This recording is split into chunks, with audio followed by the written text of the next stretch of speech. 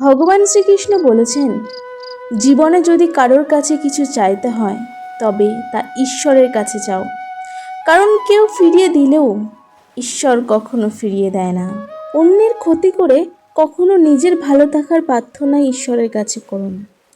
আর যদি অন্যের ভালো করার চিন্তা তুমি করো, তাহলে নিজের ভালো থাকার কথা তোমার চিন্তা করতে হবে না। জন্ম নেওয়া ভাগ্যের উপর, মৃত্যু হওয়া সময়ের উপর, কিন্তু মৃত্যুর পরেও মানুষের হৃদয়ে বেঁচে থাকা নির্ভর করে মানুষের কর্মের উপর। সমস্যার সমুদ্রে ডুবে আছো বলে আতঙ্কিত হও না, সৃষ্টিকর্তার ওপর আস্থা রাখো।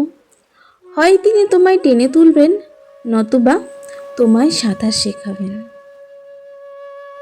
আপনার কষ্টের জন্য পৃথিবীকে দোষারোপ করবেন না, আপনার মনকে বুঝুন, কারণ আপনার মন পরিবর্তনই আপনার কষ্টের শেষ।